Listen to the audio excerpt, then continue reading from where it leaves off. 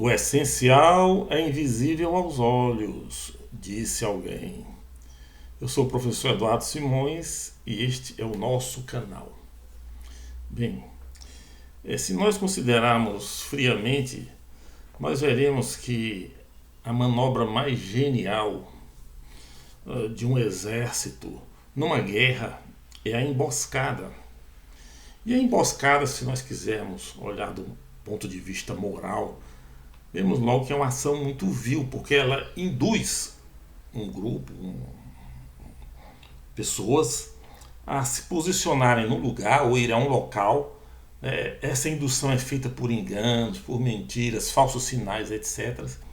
E quando essa pessoa, esse grupo está naquele local, os seus opositores o atacam e o destroem completamente.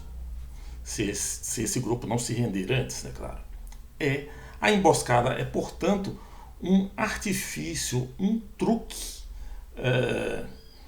onde a verdade é necessariamente sacrificada para se obter uma vitória sobre um exército adversário, coisa assim.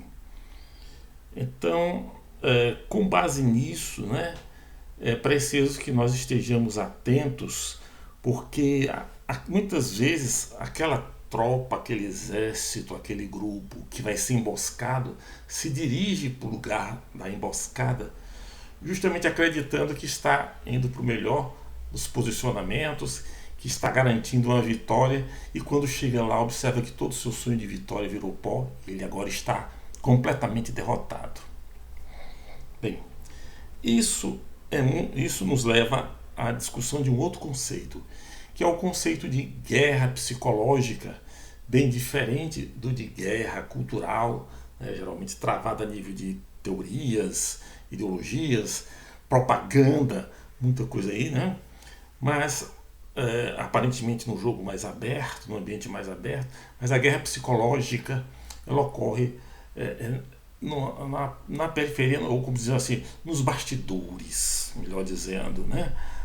Onde a coisa não aparece, nas sombras. E ela tenta atingir, na guerra psicológica, você tenta atingir o íntimo do seu adversário ou daquela pessoa que toma a decisão, as decisões que podem prejudicar os seus projetos, etc. Então, você atinge mais profundamente o inimigo, o adversário, com a guerra psicológica, muito mais que com a guerra cultural. Aqui a guerra psicológica se trava a nível de lideranças. A guerra cultural geralmente se dá a nível das massas, ou em nível das massas, no nível das massas. E acho que foi isso que o Bolsonaro capturou, leu, né, na atitude do Lula durante a campanha eleitoral. O Lula já está com certa idade, a pessoa mais velha fica mais irritadiça, mais frágil, mais sensível. E isso é natural. Então ele tirou muito partido disso, porque o que eu vi nos poucos momentos de debates que eu assisti, que eu tive disposição para assistir, o que eu vi era o Bolsonaro provocando constantemente o Lula para irritar o Lula. Enquanto que o Lula estava acusatório, muito acusatório, só acusatório para cima do Bolsonaro, o Bolsonaro estava constantemente irritando o Lula. E, e isso parece que funcionou, né? Porque até hoje em dia, por exemplo, o Lula não se refere ao Bolsonaro, mesmo após a vitória e tudo, pelo seu nome, né? Não chama o Bolsonaro pelo nome, chama ele, já ouvi chamando de o coisa, o genocida. Ele não fala o nome, é melhor nem falar o nome daquele sujeito.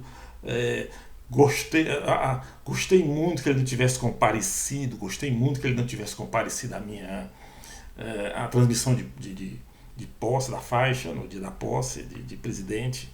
Quer dizer, então ele ainda está completamente fisgado pelo Bolsonaro. Se o objetivo do Bolsonaro realmente era criar no Lula uma irritação essa que pode facilitar seus erros, ou análises equivocadas da realidade, o Bolsonaro venceu amplamente essa batalha, né?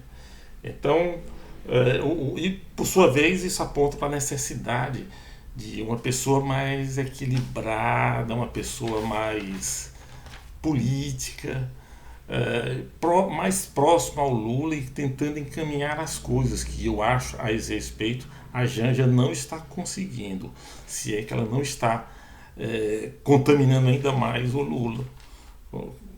Mas aí ela é apenas uma suposição, né? Aí, bom, então, seguida a campanha eleitoral, que foi muito desgastante, seguido ao processo meio esquisito da posse da faixa, que o presidente falta, vai embora, não passa a faixa, todo aquele transtorno, vem essa coisa maluca, chamada que é a tentativa de golpe de 8 de janeiro. E eu penso que foi mesmo uma tentativa de golpe. A gente até pode dizer isso assim, para efeito de propaganda, né, da guerra cultural, aquela coisa toda. Mas aquilo ali não me parece não tem o menor aspecto de golpe, assim, parece uma baderna. Uma baderna, pode ser de repente até uma baderna planejada. O que aconteceu? A bucha de canhão, né, a massa de manobra bolsonarista, e de repente, vivendo à sombra dos quartéis de Brasília, e chegando em grande número, outros chegando em grande número em Brasília, se despeja sobre os prédios dos três poderes e começa a destruir tudo. Começa a destruir tudo. Assim, não se levantou, não se fez nenhuma proclamação, não se fez uma bandeira, mas agora vai começar um novo Brasil, né? Uma proclamação, qualquer coisa assim. Não, foi apenas uma massa completamente anódina, invertebrada, sem liderança, se jogando sobre tudo.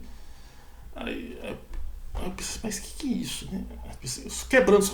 Foi um quebra-quebra, foi um carnaval fora de época. Mas o que é isso? Mas para que isso?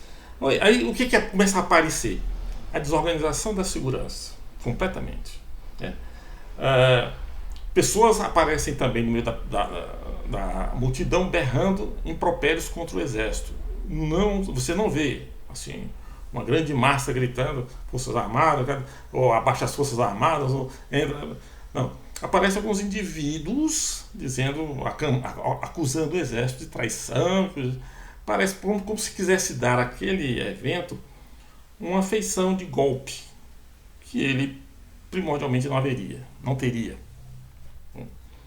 Então, depois desse acontecimento, desse quebra, dessa baderna, o que é que acontece?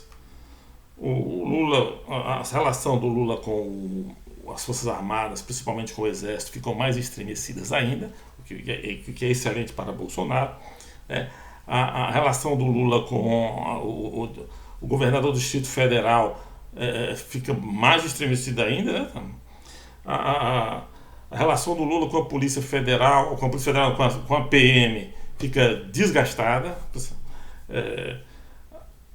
E não deixa de ser chato para o Lula ver aquela desorganização acontecendo na sede do seu governo. Agora, curioso é que ninguém, né, nesse golpe, ninguém foi pro prédio onde o Lula estava para tentar tomar aquilo, ou prender o Lula, ou fazer qualquer coisa.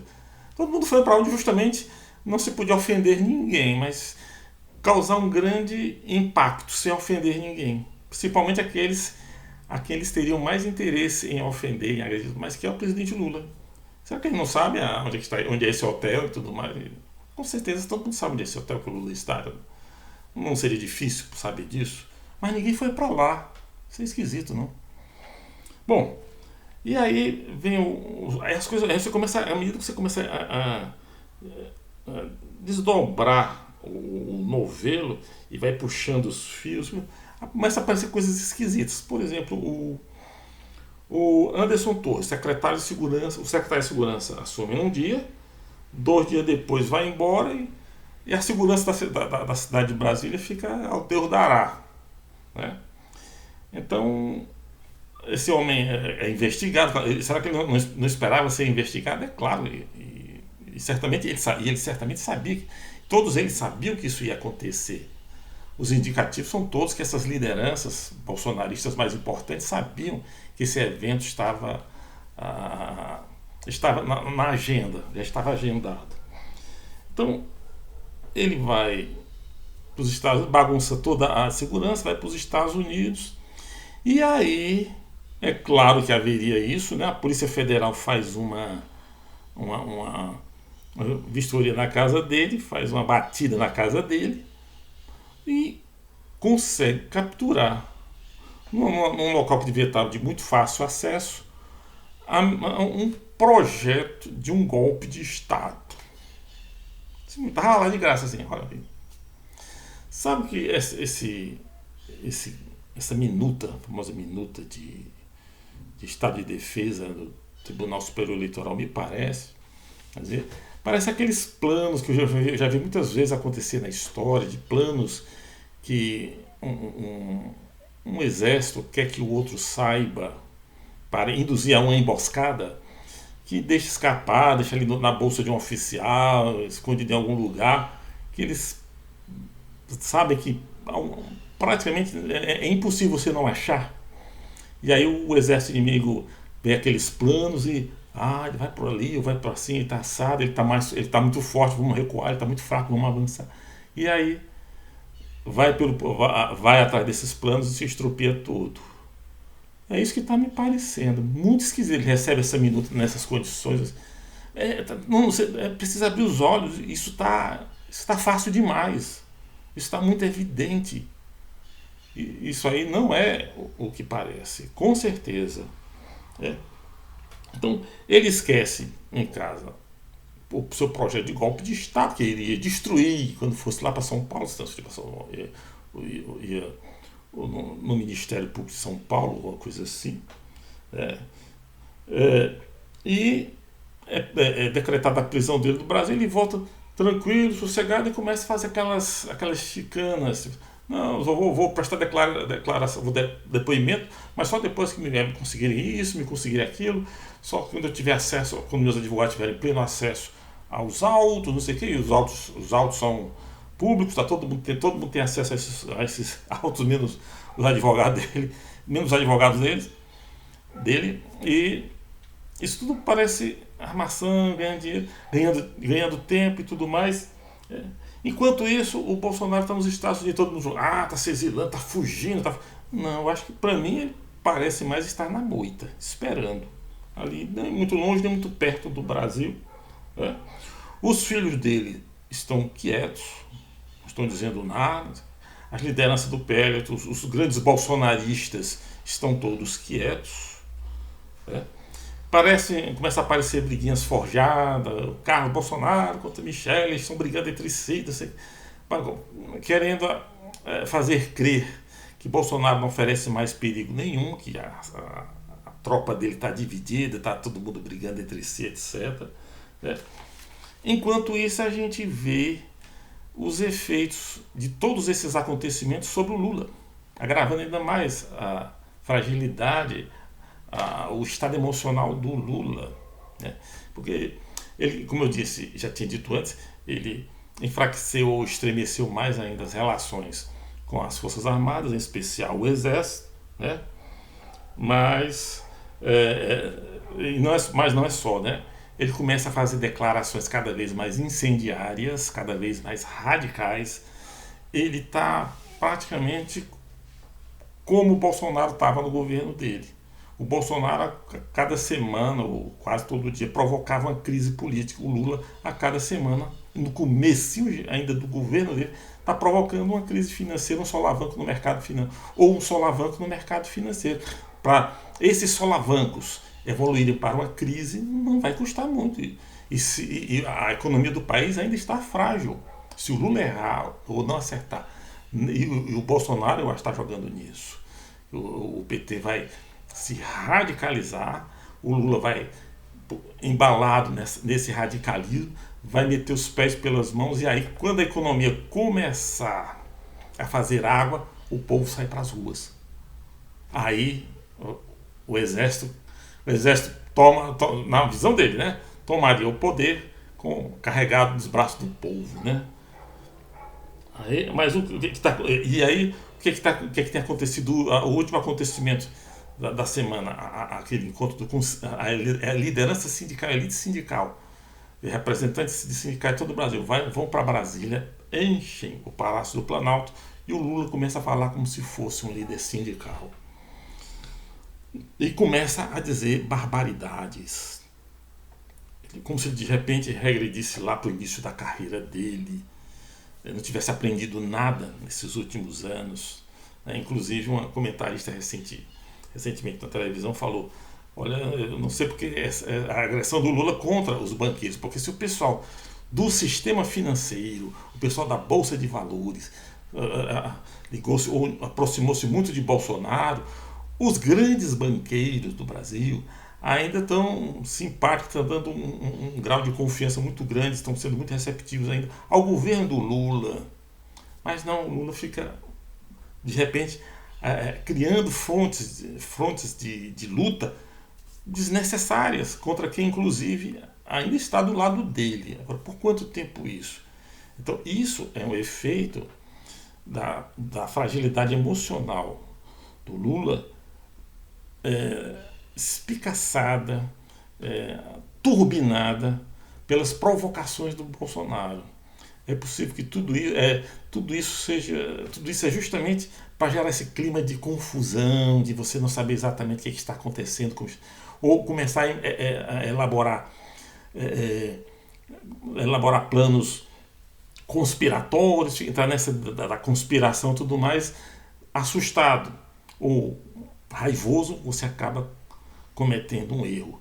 E na hora que você cometer o erro, o seu inimigo que está lá na moita, só olhando, só esperando o seu momento, entra e de repente vence a guerra, apesar de ter perdido todas as batalhas até agora. Ou não. Muito obrigado.